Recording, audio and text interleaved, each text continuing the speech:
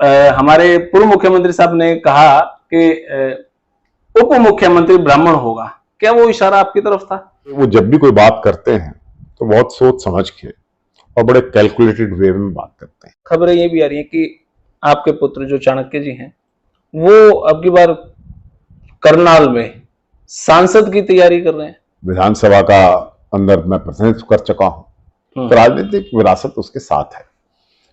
चाणक्य पंडित जी मान लेते हैं करनाल से इलेक्शन लड़ते हैं एमपी का और वो जीत भी जाते हैं, उसके बाद फिर आप गन्नौर की तैयारी करेंगे। क्या आपको लगता नहीं भाजपा या कांग्रेस में से ही कुछ लोग फिर इसको परिवारवाद की संज्ञा देंगे? राजनीति धंधा नहीं है, नो।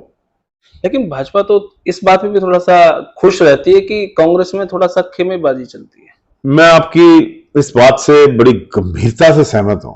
खबर ये चलती है कि अब की बार कांग्रेस बहुत मजबूत है, अब की बार तो कांग्रेस की 60-65 सीटें आ जाएंगी। खबरें ये भी चलती है कि अंत तक आते आते हुड्डा साहब को नई पार्टी बनानी ही पड़ेगी अगर भाजपा को आना है तो। ये भारतीय जनता पार्टी के जैसे प्रकोष्ठ होते हैं ना जी, ये दोनों प्रकोष्ठ हैं। लेकिन क्या आपके पास ऐसे केस हैं जो पैसे देकर नौकरी लगे हों? इस तरीके के केस हैं आपके पास? जिसकी नौकरी लग जाती है और पैसा दे के लग जाती है वो आके कभी कहता है कैमरे पे के लग गई। मार्केट में बातें चलती हैं अगर 60 से ज्यादा विधायक या 60 विधायक आ गए तो हमारे पूर्व मुख्यमंत्री हुड्डा साहब सीएम नहीं बनेंगे। अगर 40-45 विधायक रह गए तो डेफिनेटली भूपेंद्र सिंह हुड्डा सीएम बन जाएंगे। कि जो कोई नहीं देख पा रहा वो होने वाला है, और वो ये है कि कांग्रेस को हरियाणा में अभूतपूर्व समर्थन मिलेगा। तो सारे भैया ने भाई मेरी राम राम, मैं जगदीप शर्मा स्टेप अप जे सर यूट्यूब चैनल पर आपका स्वागत करता हूं। भाई आज के टाइम में पूरे हरियाणा में सिर्फ एक ही बात चल रही है। हमारे मुख्यमंत्री साहब तो खैर जनसंवाद करे रहे हैं, लेकिन उनसे भी बड़ी लाइन बड़ी बात चल रही है हमारे पूर्व मुख्यमंत्री चौधरी भूपेंद्र सिंह हुड्डा जी की। उन्होंने एक बयान दिया, उसके बाद क्रिया प्रतिक्रिया चलती रही। उन्होंने एक बयान दिया कि भाई अब की बार 2024 में हरियाणा के उप मुख्यमंत्री एक ब्राह्मण भी होंगे। इस पर क्रिया प्रतिक्रिया बहुत सारी चल रही है, ब्राह्मण समाज से भी बहुत सारी बातें उठ रही हैं, लेकिन अब वो इशारा किसकी तरफ था? जी हां, आज हम उन्हीं शख्सियत के पास आए हैं जहां तक मैं आइडिया लगा पा रहा हूं, जहां तक मैंने लोगों से बात की थी उनका आइडिया था। आज मैं गन्नौर में हूं, हमारे पूर्व विधायक कुलदीप शर्मा जी हमारे साथ हैं। सर नमस्कार, प्रणाम। नमस्कार, प्रणाम, धन्यवाद। सर कैसे हैं आप? मैं स्वस्थ हूं। सर हमारे पूर्व मुख्यमंत्री साहब ने कहा कि उप मुख्यमंत्री ब्राह्मण होगा। जब मेरी सर्कल में बात हुई कि ब्राह्मण हो सकता है तो कौन हो सकता है, बहुत सारे ब्राह्मण हैं कांग्रेस के अंदर, लेकिन जहां तक चहेतों की बात आती है आपका नाम सबसे आगे आता है। क्या वो इशारा आपकी तरफ था? देखिए, जो भूपेंद्र सिंह हुड्डा 2 बार हरियाणा के मुख्यमंत्री रहे हैं जी, और बड़े सीजन्ड वेदर बीटन नेता हैं। बिल्कुल सर, बिल्कुल। मैंने उनके चरित्र में एक बात देखी है कि वो जब भी कोई बात करते हैं तो बहुत सोच समझ के और बड़े कैलकुलेटेड वे में बात करते हैं। सन 2019 में 18 अगस्त को रोहतक में एक रैली हुई थी जी, जिसमें चौधरी भूपेंद्र सिंह हुड्डा ने ये घोषणा की थी कि अगर सरकार बनेगी जी, तो ब्राह्मणों को उसमें समायोजित करके उचित प्रतिनिधित्व दिया जाएगा। जिस पद का नाम ले रहे हैं उस पद का नाम भी लिया जी। आज के दिन हमारा फर्स्ट टारगेट है कांग्रेस को सरकार लाना। अगर मुझे कोई मेरी व्यक्तिगत बात करे, मेरी कतई महत्वाकांक्षा नहीं है कि मैं कौन सा पद पाऊं, लेकिन यह जरूर है कि पिछले 10 साल से 9 साल से हरियाणा में भारतीय जनता पार्टी की सरकार है जी, और आज राजनीतिक संभावनाएं बन रही हैं कि हरियाणा में एक बदलाव आएगा और कांग्रेस की सरकार बन सकती है। जी। तो मेरा व्यक्तिगत रूप में पार्टी की सरकार बनाने में मैक्सिमम प्रयत्न, अपना सहयोग रहेगा। अब राजनीति तो संभावनाएं इसमें बनी रहती हैं। तो इसका मतलब मान के ही चले, इशारा वो मैं कह रहा हूं कि राजनीति में संभावनाएं बनी रहती हैं। जी। जनता का आशीर्वाद हो तो व्यक्ति को अपने कर्तव्य के निर्वहन के लिए पदों की आवश्यकता अवश्य पड़ती है। जी जी। लेकिन मेरी एक कमिटमेंट रहती है, मेरे हल्के के गन्नौर के लोग जानते हैं that I am committed to people. मैं लोगों के प्रति समर्पित आदमी हूँ, किसी पद के प्रति समर्पित मैं अपने हाँ, आपने जो कहा वो किया है। हाँ, ये बात सही है आपकी। अगर मैं गन्नौर की बात करूं नेताजी, तो 9 साल से जैसे भाजपा है, पहले 5 साल आप रहे, अभी विधायिका जी हैं यहाँ पर हमारी नेता निर्मल जी। तो क्या लगता है उन 5 साल में और इन 4 साल में कुछ काम हुआ या 9 के 9 साल कैसे गए? देखिए, लोकतंत्र की विडंबना है कि जिस क्षेत्र से विपक्ष का विधायक चुन लिया जाए जी, कोई भी सरकार हो, मैं किसी भी सरकार को इसमें छोड़ नहीं रहा हूं। जी, जिस हल्के से विपक्ष का विधायक बन जाए उसको सजा देने लगता है तत्कालीन मुख्यमंत्री या तत्कालीन सरकार। ये मानते हैं आप? मैं कह रहा हूं जी जी, कि आपने क्यों चुना, और वही सजा गन्नौर को मिली। गन्नौर के लोगों ने 2009 से 2014 के बीच में, जब मैं हरियाणा की विधानसभा का अध्यक्ष था और गन्नौर में जिस प्रकार से विकास चौधरी भूपेंद्र सिंह हुड्डा के नेतृत्व में हुआ, उनके सहयोग से हुआ जी, उसके बाद लोगों ने एज ए रिवॉर्ड मुझे दोबारा, जबकि हरियाणा में कांग्रेस हारी, जी, यहां से अधिकाधिक मतों से जिताकर दूसरी बार विधायक बनाया। अब मैं तो विधायक बनाया था गन्नौर के लोगों ने जी, और खट्टर साहब जो हरियाणा के माननीय मुख्यमंत्री, हम उनका आदर करते हैं, उन्होंने गन्नौर के लोगों को सजा कर दी। उन्होंने गन्नौर को ऐसा कर दिया जिससे हिंदुस्तान के मानचित्र, हरियाणा के मानचित्र पर गन्नौर नाम का कोई हल्का है ही नहीं। यहां ना कभी आए, ना यहाँ के लोगों की कोई बात सुनी गई। विपक्ष के विधायक होने के नाते अनेकों बार मैंने गन्नौर की चर्चाएं, इसके विकास की, इसकी मंडी के विकास की, अनेकों विकास की योजनाओं के बारे में मुख्यमंत्री जी से बात की, सदन के पटल पर करी। लेकिन जो मैंने कहा ना, चाहे किसी की भी सरकार रही हो, विपक्ष के नेता जहां से विपक्ष के विधायक बनते हैं उस इलाके को सजा देने में लग जाते हैं लोग। वो सजा गन्नौर को इन लोगों ने दी। तो लोग ये देख रहे थे कि अगली सरकार जो नारा लगा था, ये बीजेपी का नारा बिक गया जी। उस नारे की वजह से 75 पार, क्योंकि 10 की 10 सीटें लोकसभा की और हैवी मार्जिन से सही बात, बीजेपी ने जीती जी। जो कभी नहीं आ रहे थे, हारे जी। तो लोगों की ये बात जच गई भाई हो सकता है कि भाई अगर ये 81 सीट पर पार्लियामेंट्री इलेक्शन में जीत सकते हैं, केवल 9 सीटों पर कांग्रेस का वोट ज्यादा था जी, तो ये 75 सीट भी ले सकते हैं। और कई आप मीडिया के साथियों ने, गोदी मीडिया के लोगों ने 85 तक पहुंचा दिया जी। तो ये परसेप्शन बन गया, प्रचार हो गया जी। लेकिन अंदरूनी कहानी किसी को भी नहीं पता थी। माफ करना, मैं स्वीकार करता हूं कांग्रेस भी इस बात की आशा नहीं कर रही थी। कांग्रेस के लोग भी हार को स्वीकार कर रहे थे। जिस प्रकार से अंदाजा भी नहीं था, हाँ, जिस प्रकार से इस चुनाव को लड़ना चाहिए था, जिस प्रकार से, जिस गंभीरता से इस टिकट का वितरण का फैसला होना चाहिए था, वो नहीं हुआ। और कांग्रेस इस बात को की तरफ बढ़ ही नहीं कि हम अगली सरकार बना सकते हैं।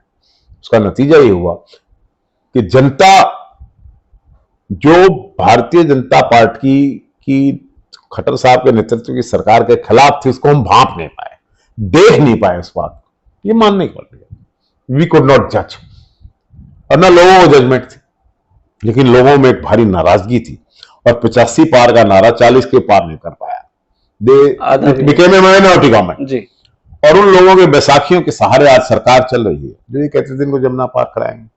तो राजनीति में ये संभावनाएं और परिस्थितियां बदलती रहती है। लेकिन चलो, डबल इंजन की सरकार, चाहे एक इंजन मोदी जी का लगा हुआ है, खट्टर साहब का लगा हुआ है।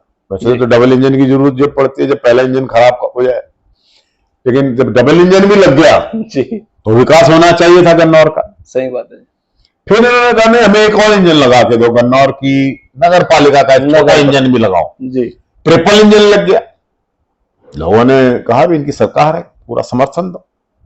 लेकिन सड़कें टूटी पड़ी हैं, विकास कहीं हुआ नहीं, कोई नई इंस्टीट्यूशंस नहीं आई, लाइट नहीं, कोई व्यवस्थाएं नहीं, भ्रष्टाचार चरम सीमा पर है। खबर गर्म थी कि गालिब के उड़ेंगे पुर्जे, देखने हम भी पहुंचे पर तमाशा ना हुआ। बहुत आशाएं थी, 4 बार हमारी माननीय विधायिका गन्नौर चुनाव हार चुकी थी। लोग चाहते थे कि भी इनको भी चांस दिया जाए।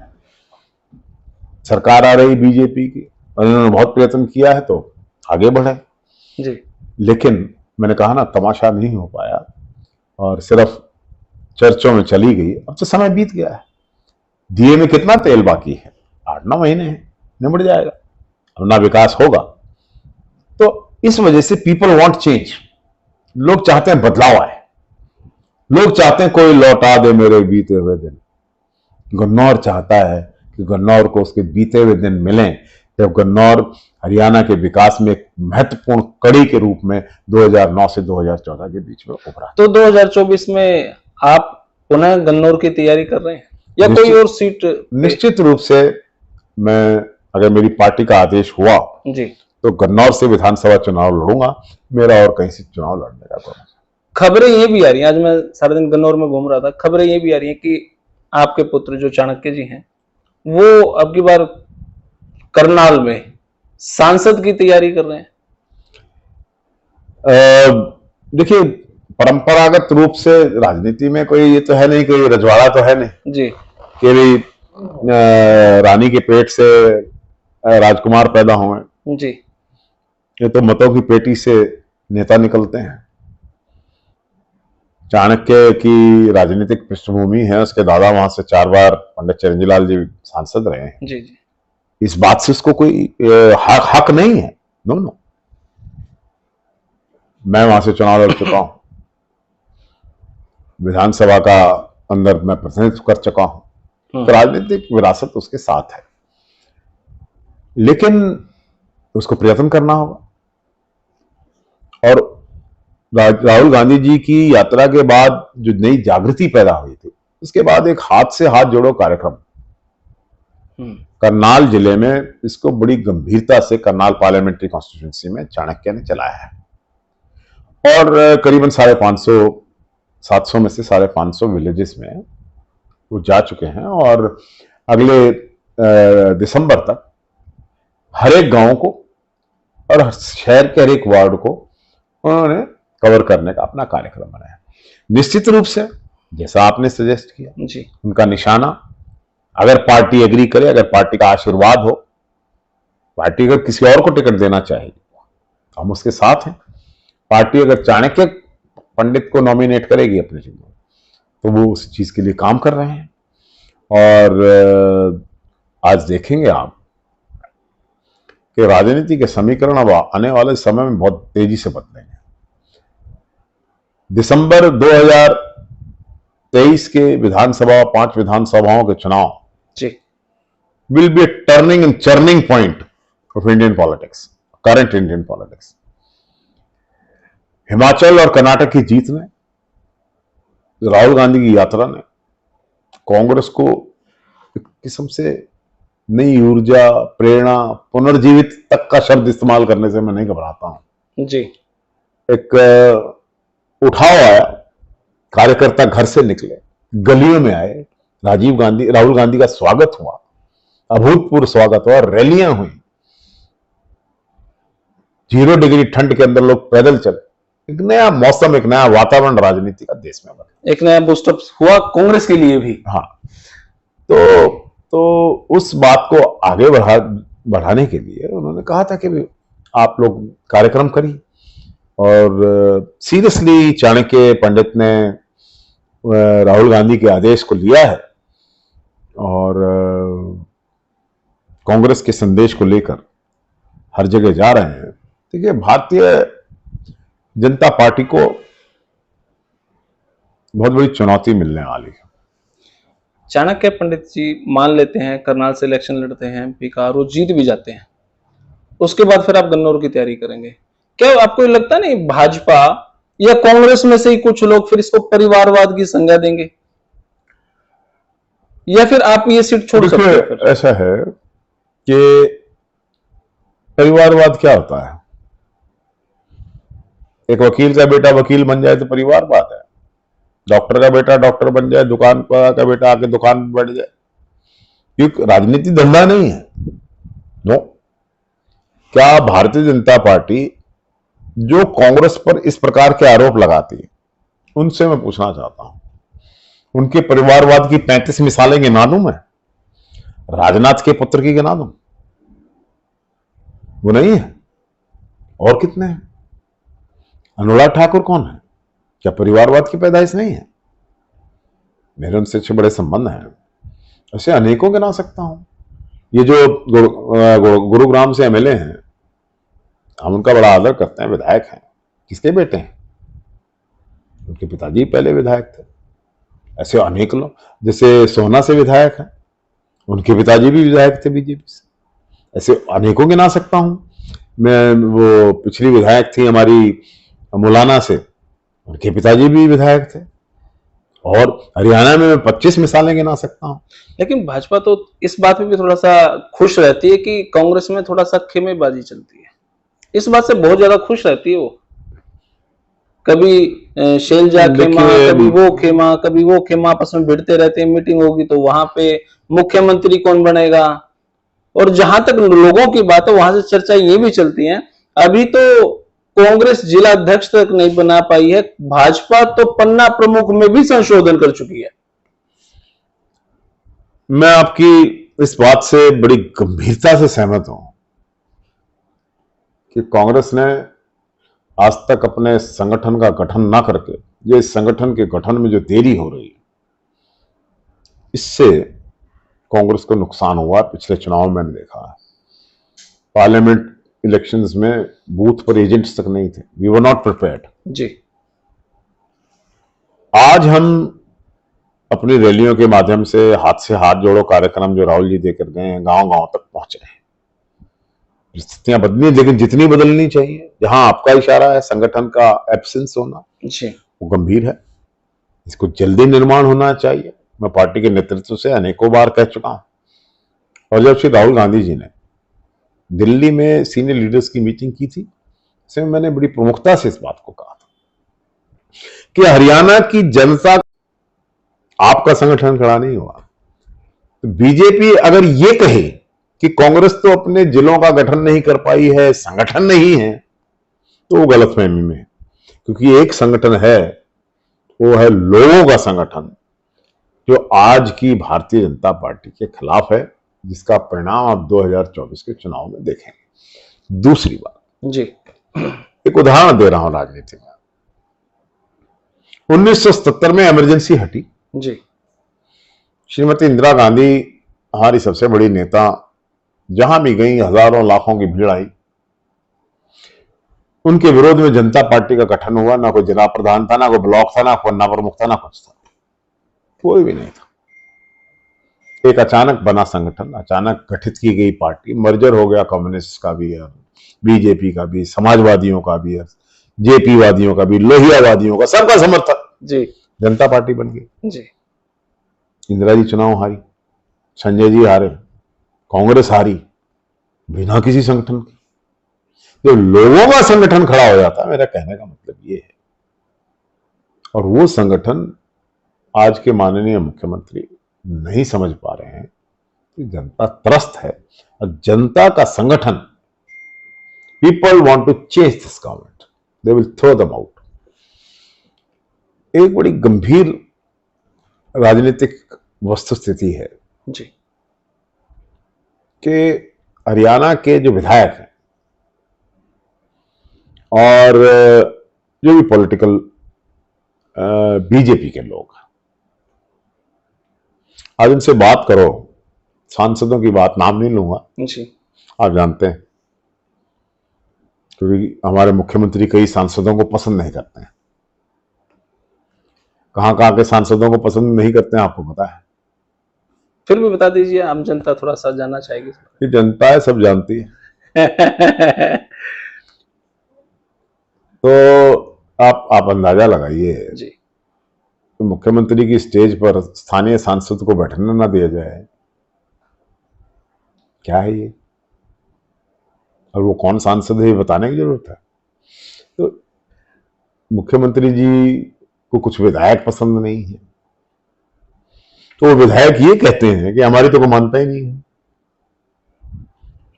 या कोई सांसद ये कहे कि मेरी मुख्यमंत्री से नहीं बनती है, मेरी मुख्यमंत्री नहीं मानता है, तो ये क्या पॉलिटिकल एक्सक्यूज है? हमने तो आपको बना दिया, ठीक बात। आपने आपकी मुख्यमंत्री से नहीं बनती है, क्यों नहीं बनती है?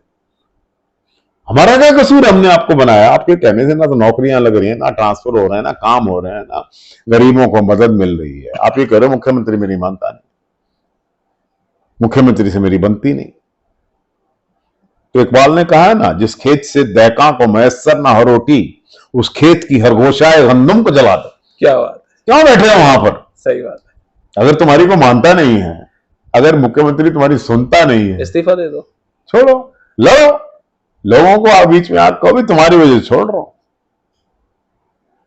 वो तो कहने की हिम्मत नहीं है, सत्ता के लालच में चिपटे बैठे हैं, चाहे बेइज्जती हो चाहे कुछ हो। ये कौन सी राजनीति? नीरज जी, आखिरी सवाल है। एक तो खबर ये चलती है कि अब की बार कांग्रेस बहुत मजबूत है, अब की बार तो कांग्रेस की 60-65 सीटें आ जाएंगी और अब की बार हुड्डा साहब बड़े मजबूत हैं। एक तरफ खबरें ये चलती हैं हुड्डा साहब वही बयान देंगे जो भाजपा चाहेगी, नहीं तो इतनी चार्जशीट दायर हैं, हुड्डा साहब को वही करना पड़ेगा जो भाजपा चाहेगी, नहीं तो कितने तो लोगों पे केस हो रहे हैं, आईडी छापा लग रहा है। आपके पड़ोस में भी थोड़ा सा सोनीपत की तरफ जाएं तो उधर भी विधायक फंसे हुए हैं, आम आदमी पार्टी के भी नेता फंसे हुए हैं। अब ये मामला, ये पचड़ा कहां अटका है? खबरें ये भी चलती हैं कि अंत तक आते आते हुड्डा साहब को नई पार्टी बनानी ही पड़ेगी अगर भाजपा को आना है तो। देखिए, भारतीय जनता पार्टी के संगठन के अलावा उनके 2 इलेक्शन एजेंट हैं, एक ईडी, एक सीबीआई। ये भारतीय जनता पार्टी के जैसे प्रकोष्ठ होते हैं ना, ये दोनों प्रकोष्ठ हैं, और इनके सहारे से जिस पड़ोस के हल्के के एमएलए की तरफ आप इशारा कर रहे थे जी, वही 10 साल 20 साल से एमएलए हैं वो, लेकिन अब उन पर पेंच इसलिए कसा जा रहा है, उनका राजनीतिक शोषण इसलिए किया जा रहा है कि भारतीय जनता पार्टी के साथ नहीं। आप भी करना और किसी को भी सलाह देना, जिंदगी में बड़े से बड़ा पाप करो, लूटो खाओ मजे करो, ईडी के केस भुगतो, सीबीआई की रेड भुगतो, और इन सब से अगर बचना है तो एक बार भारतीय जनता पार्टी की गंगा में स्नान कर दो, पवित्र होकर निकलोगे, जैसे कुलदीप बिश्नोई निकले हैं। इसलिए बीजेपी ज्वाइन करो, आपके सब पाप माफ। बीजेपी से बाहर और विरोध करोगे तो उनके 2 प्रकोष्ठ ईडी और सीबीआई। जहां तक बचाई भूपेंद्र सिंह हुड्डा का सवाल है जी, हुड्डा साहब स्वतंत्रता संग्रामियों के परिवार से हैं, ये उनको झुका पाए ऐसा मुझे लगता नहीं। राजनीति में अमित शाह पर केस बना था ना कत्ल का, जी, तड़ी पार हुए थे ना, जी, आज देश के गृह मंत्री हैं, देश को चला रहे हैं, मुख्य प्रधानमंत्री के सबसे विश्वस्त हैं, प्रधानमंत्री जी के खिलाफ भी सारे केस समाप्त हो गए हैं, गोधरा कांड से लेकर जितने थे सब कुछ समाप्त हो गया है, और कईयों का मैल धुल गया है। तो मतलब भाजपा, मैं ये कह रहा हूं, चौधरी भूपेंद्र सिंह हुड्डा के खिलाफ आज तक 9 साल में चार्ज भी नहीं लगाए। What is this? 9 साल में चार्ज नहीं लगा पाई है बीजेपी की सरकार, सीबीआई, ईडी, सब कुछ। इस बात को समझना चाहिए कि what is ED? Proceeds of a crime जब चाहता है तो एनफोर्समेंट डायरेक्टरेट का रोल आता है। जब तक आप ये साबित ही ना कर दो, जैसे हो रहा है संजय सिंह के साथ, हालांकि मैं कोई बात इनका कोई समर्थक नहीं हूं जी, लेकिन राजनीति में, देश में लोकतंत्र है नहीं। अगर भारत के लोकतंत्र को सही संज्ञा देनी हो कि आज का लोकतंत्र कैसा है, तो वैसा ही है जैसे पुतिन का रसिया में है, विरोधियों को जेल और जो या रेल, 2 ही चीज। जो भारतीय जनता पार्टी का, प्रधानमंत्री का, गृह मंत्री का विरोध करेगा उसको जेल में बिठाएंगे, ईडी सीबीआई आ जाएगी और और कहानियां बन जाएंगी। ये भारतीय जनता पार्टी का जो प्रचार है, जो आप तक भी पहुंचा है कि अल्टीमेटली भूपेंद्र सिंह हुड्डा जी को दबा लिया जाएगा, उनको मजबूर कर दिया जाएगा। किस चीज के लिए मजबूर कर दिया जाएगा? इस चीज के लिए मजबूर कर दिया जाएगा कि आप मुख्यमंत्री जी की रेस से बाहर हो जाओ। राजनीति में कौन स्वीकार करता है? अनेकों केस बने हैं लोगों के ऊपर। लालू जी का परिवार है, सजा याफ्ता लोग हैं वो लोग जी। क्या हो गया उनका? क्या बिगड़ गया? उनका बेटा डिप्टी चीफ मिनिस्टर है, बिहार की राजनीति में आज भी प्रासंगिक है। अपने सारी देश की राजनीति को आप समझिए, जगनमोहन रेड्डी के साथ क्या हुआ था? आज वो आंध्र प्रदेश का चीफ मिनिस्टर है। कितने गिनाऊं? लेकिन ओम प्रकाश चौटाला जी, ओम प्रकाश चौटाला जी जब चीफ मिनिस्टर नहीं रहे जी, उनका भी तो यही कहना है ना कि मेरे पर तो झूठा केस बनाया। पार्टी तो खत्म हो चुकी है ना। आरोप उनका भी यही कहना है ना कि भी मेरे पर झूठा केस है, हालांकि सुप्रीम कोर्ट से सजा होती है। जी। ओम प्रकाश चौटाला जी वृद्ध हैं, बड़े हैं, हमारे से बहुत बड़े उनका रुतबा है। उनके बारे में मैं कोई भी चर्चा नहीं करूंगा। कारण यह है कि उस परिवार का हम व्यक्तिगत रूप में बहुत सम्मान करते हैं। राजनीति अलग अलग चीज है। प्रश्न ये है कि अगर देश प्रदेश का मुख्यमंत्री ईमानदार है तो भ्रष्टाचार क्यों है देश में? प्रदेश में इतनी चरम सीमा पर, इतना कई गुना बढ़ा हुआ भ्रष्टाचार क्यों है? मुख्यमंत्री ईमानदार है, मानते हैं आप ये बात? देखिए, मेरे पास कोई आरोप नहीं है मुख्यमंत्री के खिलाफ लगाने का, मैं झूठ नहीं बोलूंगा। ठीक है। आरोप होगा तो यही आपके सामने एक बार नहीं चिल्ला के कहूंगा लाल किले। लेकिन मुख्यमंत्री साहब कहते हैं कि रोजगार में हमने कोई पर्ची खर्ची नहीं चलने दी। इस बात को आप किस नजरिए से देखते हैं? 32 पेपर लीक हुए हैं, 28 पेपर कैंसिल हुए हैं, यूपी HPSC के दफ्तर से 1.5 करोड़ पकड़ा गया है। लेकिन सब कुछ पकड़ा तो गया, तो नहीं, मतलब फंसा तो वो मामला। ओहो, हो क्या रहा था? चलो एक पकड़ा गया। लेकिन क्या आपके पास ऐसे केस हैं जो पैसे देकर नौकरी लगे हों? इस तरीके के केस हैं आपके पास? जिसकी नौकरी लग जाती है और पैसा दे के लग जाती है, वो आके कभी कहता है कैमरे पे के लग गई? कहते हैं लोग, हमें अनेकों लोग कहते हैं। अच्छा जी। यस, कि उन्होंने किस तरह पेपर मैनेज किए हैं, किस तरह पेपर लीक हुए हैं, किस तरह की उनके हाथ में आई है, किस तरह की देने वाले गिरोह पकड़े गए हैं, सब कुछ हुआ है। किस तरह Haryana subordinate services selection board के सदस्यों के खिलाफ अध्यक्ष, किस तरह MLA के टेप परिवार के लोगों की बातें सामने आई हैं कि 49 लाख में सेटल हो गया, कहीं 50 लाख में, सब चीजें पता है। लेकिन ये कोई नहीं कैमरे पे आके कहेगा कि मैं पैसे देके लगा, वो चुप हो जाएगा। उसकी मजबूरी है बेचारी। लेकिन सब कुछ हो रहा है, घालमेल सब कुछ चल रहा है। और मुझे ये बात समझ नहीं आ रही है कि जिस प्रदेश का मुख्यमंत्री अपने आप को कट्टर ईमानदार कहे, उस प्रदेश में मीटर घोटाले हो रहे हैं, धान घोटाले हो रहे हैं, पेपर लीक घोटाले हो रहे हैं, अनेकों घोटाले हो रहे हैं, हेल्थ डिपार्टमेंट में हो रहे हैं और हो रहे हैं। ये क्यों हो रहा है? देखिए, करप्शन का एक प्रिंसिपल है, it comes from top and comes down, trickles from top to down. अगर टॉप करप्ट नहीं है, नीचे करप्शन नहीं रहेगा। ये कहना आसान है कि कौन करप्ट है कौन नहीं है। आपके पास ईडी से फोन आया कभी? जांच में आए हैं कभी आप? मजाक में कह रहा हूं, ईडी का फोन आया था, मैंने कहा मैंने बीजेपी ज्वाइन कर ली। Sorry, wrong number. Sorry, wrong number. तो अब आगे की राजनीति कैसे, कब से उठना शुरू हो जाएगी जी? 2024 की तैयारियां कैसे आप देखना चाहेंगे? कब से हो जाएगा ये मामला शुरू? देखिए, राजनीति का युद्ध जिसको समर कहते हैं जारी है। रैलियां हो रही हैं, कांग्रेस की रैलियों में अथाह समुद्र जन समूह उभर के आता है। भारतीय जनता पार्टी की रैलियों में खाली कुर्सियों की पिक्चरें आप देखते ही हैं। अभी शाहजी आएंगे,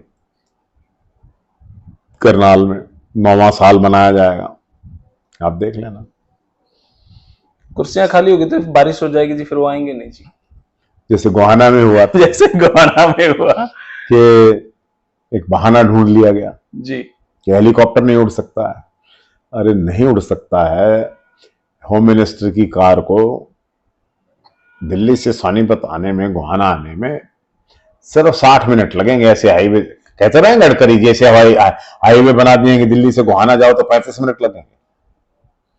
तो 35 मिनट भी इतना तो हेलीकॉप्टर तक पहुंचने में, उड़ने में लग जाता।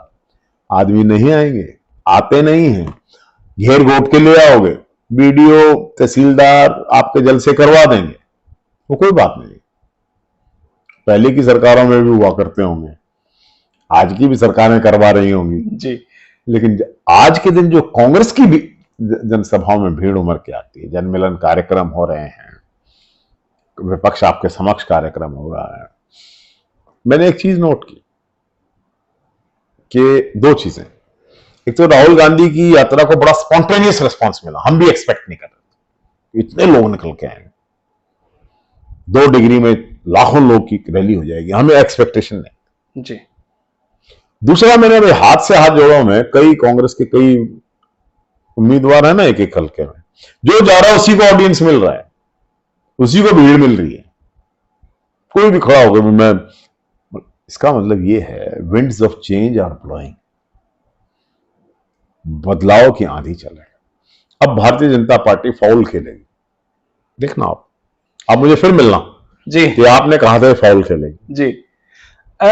SRK, हुड्डा, मुख्यमंत्री का आपको सबसे बड़ा चेहरा कौन सा नजर आता है? देखिए, एक तो SRK जो है, ये मीडिया के लोग जो हैं इस प्रकार के नोमेनक्लेचर बनाते हैं जी, वो बड़ा फिल्मी स्टाइल और उसका बड़ा बहुत जल्दी चर्चा में आ जाता है जी। SRK, शाहरुख खान और चर्चाएं बहुत जल्दी बनती है। ऐसी कोई परिस्थिति नहीं है। मैं मानता हूं हर एक व्यक्ति की व्यक्तिगत महत्वाकांक्षाएं हुआ करती हैं राजनीति में। अगर हमारे नेताओं की हैं, मुझे पूछे तो मेरे नेता सोनिया गांधी हैं, सबकी नेता सोनिया गांधी, बिल्कुल। सबके नेता खड़गे जी हैं, सबके नेता राहुल जी हैं, सबकी नेता प्रियंका जी। कोई झगड़ा है क्या इस बात? नहीं, कोई झगड़ा नहीं। शैलजा जी को कोई इसमें इतराज हो, किरण जी को, भूपेंद्र जी, हुड्डा जी को, किसी को कोई इतराज जी, सबके नेता एक हैं। बिल्कुल। तो व्यक्तिगत महत्वाकांक्षाओं का हम क्या कर सकते हैं? कोई कुछ बनना चाहता है, कोई कुछ बनना चाहता है, कुछ बनना चाहता है, मैं क्या करूं? बनाएगी जनता, पार्टी फैसले लेगी। आफ्टर ऑल हमारी हाईकमांड भी है ना, हाईकमांड ने फैसले लेने हैं। कहा तो है कि विधायक जिसके ज्यादा चुन के आएंगे, विधायक जिसके हक में। स्थिति नजर आ रही है मार्केट में, बातें चलती हैं, अगर 60 से ज्यादा विधायक या 60 विधायक आ गए तो हमारे पूर्व मुख्यमंत्री हुड्डा साहब सीएम नहीं बनेंगे। अगर 40-45 विधायक रह गए तो डेफिनेटली भूपेंद्र सिंह हुड्डा सीएम बन जाएंगे। राजनीति में अगर चर्चाएं खत्म हो जाएं तो राजनीति का आधा दम निकल जाएगा। चर्चाएं बनी रहनी चाहिए, कौन बनेगा कौन नहीं बनेगा। तो आप क्या चाहते हैं, 40-45 विधायक आए या 60+ विधायक आए? मेरे चाहने से नहीं आ रहा। आप ये देखेंगे कि जो कोई नहीं देख पा रहा वो होने वाला है, और वो ये है कि कांग्रेस को हरियाणा में अभूतपूर्व समर्थन मिलेगा और विधायक को हाईकमांड पूछेगी। विधायकों की राय के बाद जहां विधायकों की राय होगी वहां हाईकमांड फैसला करेगी। तो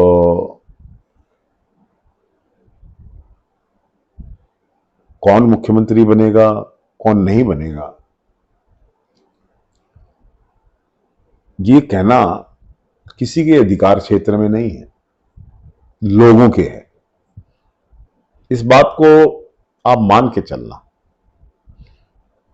कि Bhupendra Singh Hooda ji is the tallest leader in Haryana as of now in Congress and even in opposition. उसके लेवल का मास लीडर नहीं है। He is a regional satrap of the Congress, इसमें कोई शक नहीं है। इस बात को कोई झुठलाना चाहे इसकी मर्जी है। मैं नहीं किसी से कंटेस्ट नहीं करता हूं, किसी से झगड़ा नहीं मोल लेना चाहता हूं, लेकिन उनका प्रभुत्व है, प्रभाव है, प्रभावशाली है और उनके प्रभाव से कांग्रेस को फायदा होगा। जी, भाजपा को अगर कोई संदेश आप देना चाहें तो क्या संदेश देना चाहेंगे? युवाओं को क्या संदेश देना चाहेंगे? भाजपा को कहना चाहूंगा, तेरी बर्बादियों के मशवरे हैं आसमानों में, न समझोगे तो मिट जाओगे। ऐ भाजपा वालों, तुम्हारी दास्तां भी ना होगी दास्तानों में। क्या बात है। युवाओं को क्या मैसेज देना चाहेंगे जो आज युवा नौकरी के कहते कहते सरकार आई? मैं हरियाणा के युवाओं को कहना चाहता हूं, एक बड़ी भयंकर स्थिति से हम जूझ रहे हैं। आप यूट्यूबर हैं जी और आपकी बड़ी फॉलोइंग है, मैं जानता हूं। हरियाणा से युवाओं का पलायन हो रहा है, बड़ी भयंकर स्थिति, बहुत ज्यादा। यहाँ जॉब्स नहीं है, कोचिंग सेंटर बंद होके ओवरसीज टाइप तैयार हो चुका जी। करनाल में ऐसी परिस्थिति है कि गांव से 1000 बच्चा चला गया। वहां पर 2-2, 3-3 साल से कुछ शादियां नहीं हुई है। एक गांव में बारात नहीं चढ़ी। लोग अपनी मातृभूमि जमीन को बेचकर अमेरिका जाना चाहते हैं। यहां कोई नौकरी नहीं। यहाँ ग्रुप डी, माली, चपड़ासी ये लगाना चाहते हैं। 13,000 वैकेंसी के लिए 14 लाख बच्चों ने फॉर्म 14 लाख। तो आप अंदाजा लगा सकते हैं कि हरियाणा का युवा कितने भयंकर बेरोजगारी के दौर से गुजर रहा है। जमीन नहीं बढ़नी। एक बाप की जमीन 2 बेटों में बट जाएगी, बढ़ेगी नहीं। इसलिए अपने जीवन को संभावनाएं तलाशने के लिए हरियाणा का युवा निराश होकर भारतीय जनता पार्टी की सरकार से बेरोजगारी के दबाव में इस देश और प्रदेश को छोड़कर विदेश में जा रहा है। बड़ी गंभीर परिस्थिति है। ढूंढे से नहीं मिलेंगे युवा लोग। 40,000 बच्चे एक साल में करनाल जिले से माइग्रेट किए हैं। 40,000 is the official figure. Bharatiya Janata party खुश हो रही है कि नौकरी मांगने वाला ही कोई नहीं रहेगा यहां पर। आप देखिए ना, ग्रुप डी और सी और डी की ग्रुप के लिए इंजीनियर्स अप्लाई कर रहे हैं, पीएचडीज अप्लाई कर रहे हैं, पीएचडी कर रहे हैं। जिनका जीआरएफ क्लियर हो चुका वो कर रहे हैं। मेरे सर्कल में है ऐसे। So you admit that. Exactly. This is the height of unemployment. Government की निराशा, गवर्नमेंट की एटीट्यूड, और मुख्यमंत्री कह रहे हैं कि हम नौकरियां दे रहे हैं। तो नौकरियां देने से क्या हो रहा है? एक शायर ने कहा, ये अंधेर है या अंधेरा है, ये अंधेर है या अंधेरा है, चिराग जल रहे हैं और रोशनी नहीं होती। क्या बात है, क्या हो रहा है? आप तो कह रहे हो नौकरियां दे रहे हैं, 1 लाख लोगों को दे दी, 2 लाख को दे दी। फिर ये बेरोजगारी में हिंदुस्तान में सबसे नंबर 1 हरियाणा क्यों है? क्यों हरियाणा का नौजवान देश की सीमाओं को तोड़कर विदेश में जा रहा है? जवाब दीजिए। ये अंधेरा है।